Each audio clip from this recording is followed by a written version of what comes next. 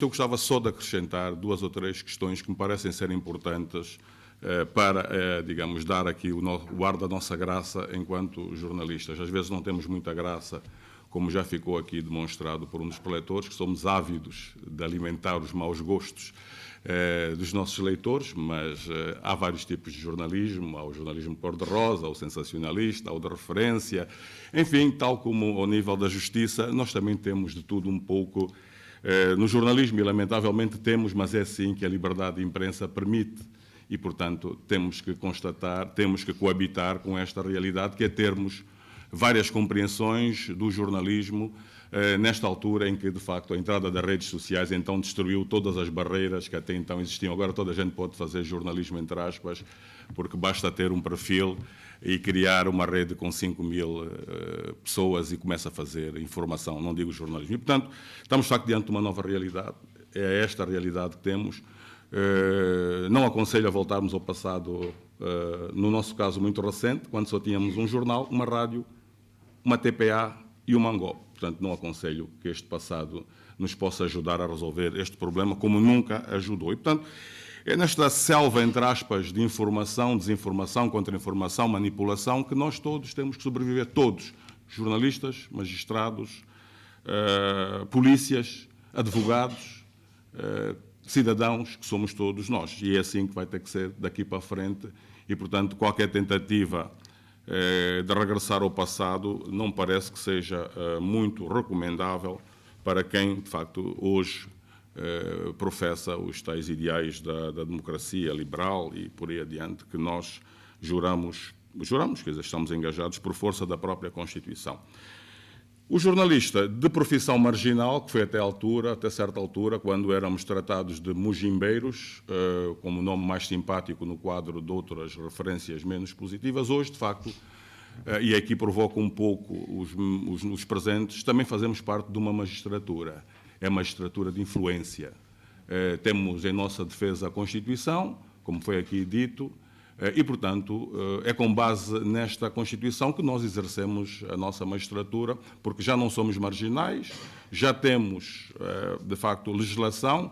A nossa legislação começou a vigorar desde 1991-92, quando foi aprovada a primeira lei de imprensa, e, portanto, já não somos marginais, embora continuemos a ser tratados como tal em muitas ocasiões e em muitas circunstâncias, o que é lamentável, mas também devemos confessar, muitos colegas também acabam por justificar, por vezes, estes comportamentos da sociedade ou de alguns setores da sociedade. E, portanto, vamos, falar de nós também e do que é importante para o jornalismo fazer, para se credibilizar, porque nós, de facto, estamos numa fase de afirmação, de credibilização, e nem sempre temos conseguido, com satisfação, digamos, esta afirmação.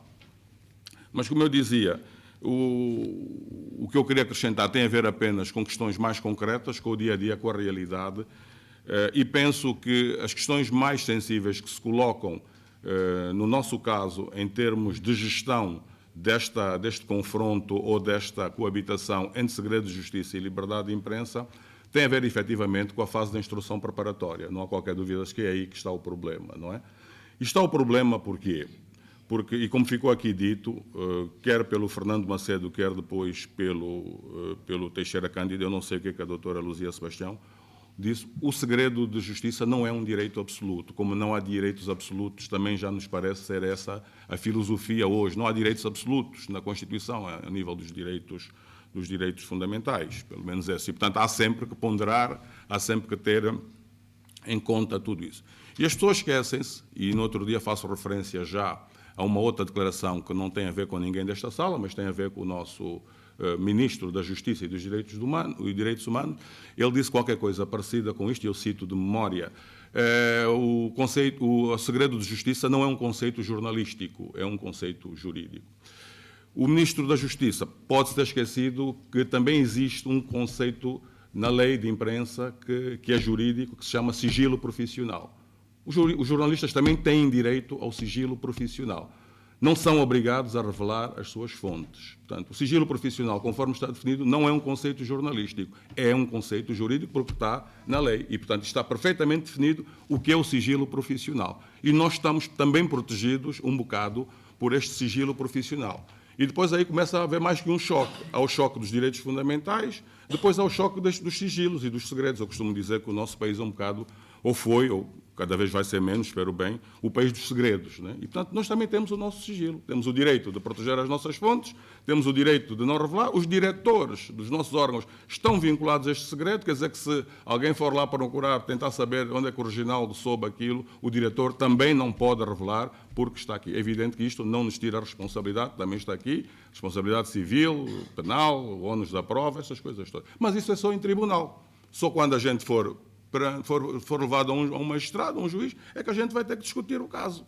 E, portanto, como é que ficamos? Né? Nós temos direito ao sigilo, não revelamos onde é que obtivemos a informação, ninguém nos pode condenar por isso, porque nós estamos protegidos pelo sigilo, então vamos para o Ministério Público acha que a gente violou a lei, processo em cima, tribunal com ele. E pronto, lá vamos nós para o tribunal. É evidente que no tribunal temos algumas figuras, ou vamos encontrar algumas figuras que estão aqui, os magistrados judiciais. Estes sim, estes são independentes pela lei, os do Ministério Público não são tão independentes, eu gosto mais dos magistrados judiciais do que os do Ministério Público, porque os dos judiciais são independentes e os do Ministério Público não são independentes.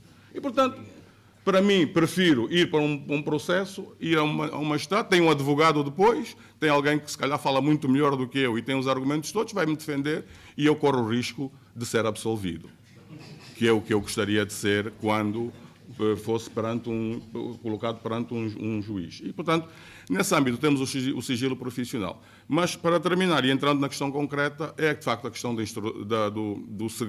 instrução processual. E porquê é que eu digo que é aí que está o problema? Os jornalistas não estão, é bom que as pessoas entendam, não estão preocupados com o que está a ser dito, com as peças do processo, com a informação. Os jornalistas, normalmente, pelo que é a minha experiência, estão preocupados com a morosidade do processo, porque é que o processo não arranca, porque é que isto não se vai mais... Isto é que preocupa a sociedade. Nós temos o caso emblemático, se quisermos, não é nosso, mas é sempre citado, do primeiro-ministro português, que anda há 2 ou 3 anos, só agora é que houve o tal despacho de pronúncia, e por aí dentro, e toda a gente diz, mas o que é que se passa? Porque é que... É legítimo que a sociedade se preocupe em saber, mas porquê é que está a demorar 1 ano? Porquê é que o prenderam? Porquê é que, em vez de o prender, não andaram a investigar melhor, para ele até estar mais à vontade e ia-se agarrando melhor as provas? Ele agora já queimou tudo, já apagou os computadores, já mandou a mãe deitar fora a última fatura, quer dizer... Tudo isto são falhas da própria investigação. E, portanto, nesse aspecto, o que nos preocupa, ou preocupa a parte dos jornalistas, é, de facto, a questão da morosidade, da forma externa como o processo está a ser conduzido. E porquê é que nos preocupa isso? Porque, entretanto, e aqui vamos para o caso concreto de Angola, nós começamos a receber informações, normalmente de pessoas ligadas ao processo. Quem são? Familiares.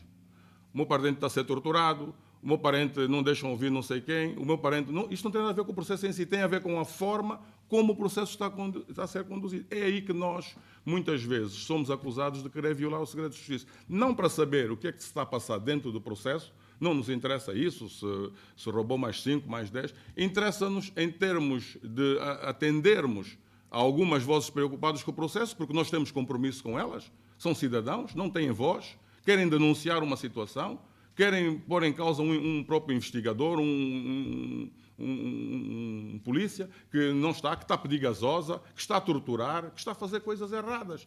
Nestes casos, como é que a gente se comporta? Como é que o jornalismo, como é que a liberdade, que, como disse bem o Teixeira Cândido, não serve os jornalistas, serve a sociedade toda. A liberdade de imprensa é uma instituição, é um instituto, não foi criado para nenhuma vaidade dos jornalistas, foi criado para proteger a sociedade, por isso é que tem dignidade constitucional. Eu não estou a ver classe nenhuma jornalística com força suficiente para impor a liberdade de imprensa, se fosse só esse o interesse, como um direito constitucional. E, portanto, é estas questões que nós colocamos. É bom da verdade, estaremos a violar o segredo da justiça nesta fase de instrução processual se denunciarmos o excesso de morosidade, a existência de práticas que inclusivamente violam a lei do ponto de vista processual, se falarmos dessas situações. E, portanto, é por aí que também eu peço digamos, a bondade dos presentes para olharem para, muitas vezes, para o interesse excessivo que os jornalistas têm no processo, quando não é deles, é de facto de pessoas ligadas ao processo, quando muitas vezes não é do próprio instrutor do processo, que